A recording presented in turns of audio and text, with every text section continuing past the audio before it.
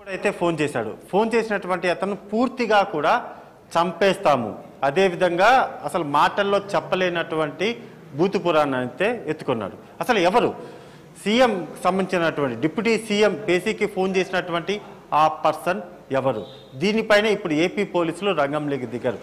ఎక్కడి నుంచి ఆ ఫోన్ కాల్ వచ్చింది, చేసినటువంటి ఫోన్ నెంబర్ ఏదైతే ఉందో ఆ నెంబర్ ఆధారంగా రంగంలోకి దిగి డీటెయిల్స్ అన్నీ కూడా ఆరా తీయడం అయితే జరుగుతుంది. వితిన్ అవర్స్ లోపలే అతను దొరకబోతున్నాడు. ఖచ్చితంగా కూడా ప్రత్యేక టీం దీని మీద అయితే దృష్టి పెట్టింది.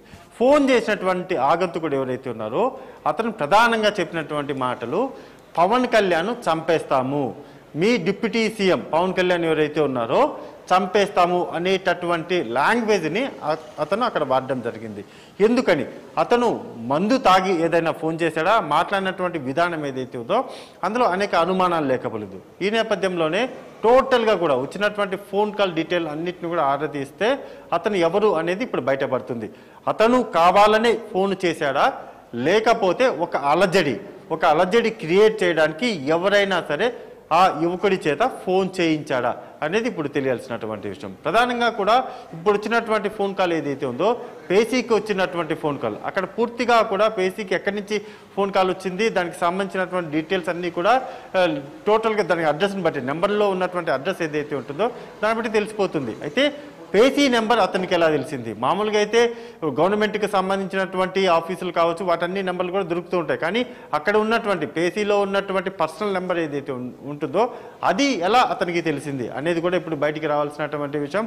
మొత్తానికి ఉద్యోగులు, అక్కడ పనిచేసేటటువంటి డిప్యూటీ సీఎం పేసీలో పనిచేసేటటువంటి ఉద్యోగులు ఎవరైతే ఉన్నారో వాళ్ళందరూ కూడా ఆల్రెడీ జరిగినటువంటి ప్రతి విషయాన్ని కూడా పవన్ కళ్యాణ్ దృష్టికి అయితే తీసుకెళ్లారు. వన్స్ జరిగినటువంటి మొత్తం వ్యవహారం మీద ఆయన కూడా ఉన్నతాధికారులు, ఏపీ పోలీస్ డిపార్ట్మెంట్కి సంబంధించినటువంటి ఉన్నతాధికారుల దృష్టికి తీసుకెళ్ళినప్పుడు వెంటనే ఆ మొత్తం డీటెయిల్స్ అన్నింటినీ కూడా కనుక్కోమని అయితే ప్రత్యేక టీంని అయితే పంపించారు. మాట్లాడినటువంటి ఆ ఆడియో ఏదైతే ఉందో ఇప్పుడు ఆడియో కూడా రికార్డ్ అయినట్టుగా సమాచారం. మరి ఆడియో కూడా బయటికి రావాల్సినటువంటి అవసరం, ఎందుకంటే అతను మాట్లాడినటువంటి మొత్తం వ్యవహారంలో ఒకటే ప్రధానంగా కూడా అతను కామెంట్ చేయడం జరిగింది. చేసినటువంటి ఫోన్ కాల్ తర్వాత చంపేస్తాను, పవన్ కళ్యాణ్ చంపేస్తాము, అదేవిధంగా కొన్ని బూతు మాటలు ఏవైతే ఉంటాయో అది కావాలనే అతను రెచ్చగొట్టే విధంగా అక్కడ పనిచేసేటటువంటి సిబ్బంది ఎవరైతే ఉన్నారో ఆ సిబ్బంది విషయంలో అతను చాలా వల్గర్గా మాట్లాడడంతో ఇప్పుడు ఒకటి చంపేస్తాను అనేటటువంటి phone call and more over అక్కడ పనిచేసేటటువంటి ఉద్యోగులు ఎవరైతే ఉన్నారో ఆ ఉద్యోగుల విషయంలో మాట్లాడినటువంటి తీరు, ఈ రెండింటి మీద కూడా కేసు అయితే ఖచ్చితంగా నమోదవుతుంది. వన్స్ కేసు నమోదైన తర్వాత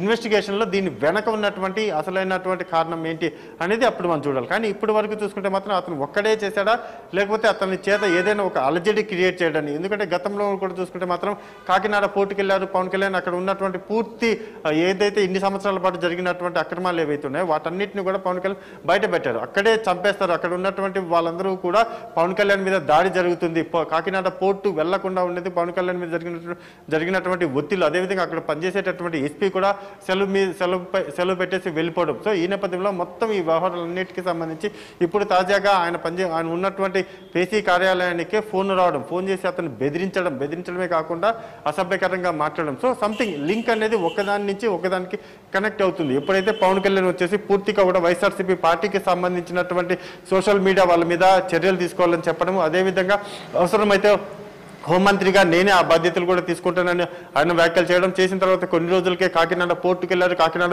పోర్టులో జరిగేటటువంటి అక్రమ బియ్యం సరఫరా ఏదైతే ఉందో ఆ దందా మొత్తాన్ని కూడా ఆయనే స్వయంగా దగ్గరుండి షిప్పులను కూడా సీజ్ చేసేటటువంటి సిచ్యువేషన్ వచ్చింది. అంటే ఏదో జరుగుతుంది, ఇవన్నిటిని ఎలాగైనా సరే పవన్ కళ్యాణ్ ఆయన పోతున్నటువంటి స్పీడ్ ఏదైతే ఉందో దాన్ని ఆపాలి అనే విధంగా ఎవరైనా దీన్ని వెనక కుట్ర చేశారా అంటే దాని మీద కూడా అనేక అనుమానాలు లేకపోలేదు. సో ఈ నేపథ్యంలోనే పవన్ కళ్యాణ్కి వచ్చినటువంటి ఫోన్ కాల్ వెనక ఉన్నటువంటి మిస్టరీ ఏంటి, ఆయన ఎందుకని ఈ విధమైనటువంటి ఆయనను చంపేస్తాను, ఎంత నిజంగా అక్కడ ఏపీ కావచ్చు తెలంగాణ కావచ్చు మొత్తం రెండు తెలుగు రాష్ట్రాలకు సంబంధించినటువంటి ఈ వార్త ఏదైతే ఉందో చాలా సంచలనమైనటువంటి వార్త. ఎందుకంటే పవన్ కళ్యాణ్ అభిమానులు డెఫినెట్గా కూడా ఏంది పవన్ కళ్యాణ్కి సంబంధించినటువంటి అటాక్ చేస్తామో చంపేస్తామనేటటువంటి వార్త ఎవరైతే అతను ఫోన్ చేసినటువంటి మాట్లాడారో డెఫినెట్గా అతని విషయంలో కేసులు పెడతారు, అవసరమైతే దొరికితే మాత్రం ఖచ్చితంగా పచ్చడి చేస్తారు. సో ఇక్కడ ఉన్నటువంటి వ్యవహారం ఏదైతే ఇప్పుడు ప్రస్తుతము వచ్చినటువంటి ఫోన్ కాల్ చేసిన చేసినటువంటి పర్సన్ ఎవరు, అతని చేత ఎవరు ఫోన్లు చేయించినటువంటి వాడు, అదేవిధంగా చేసినటువంటి వాడు, వీడు మాత్రం డెఫినెట్గా బయట పడితే మాత్రం ఇది పలానా వ్యక్తి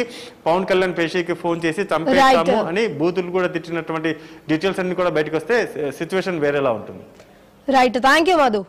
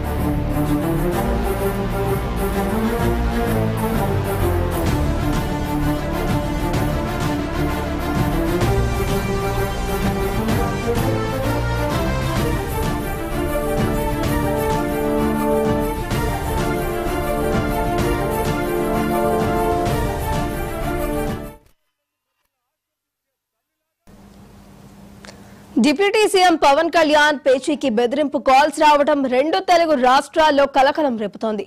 పవన్ ను చంపేస్తామని హెచ్చరిస్తూ ఆగంతకుడి నుంచి ఫోన్ కాల్స్ వచ్చాయి.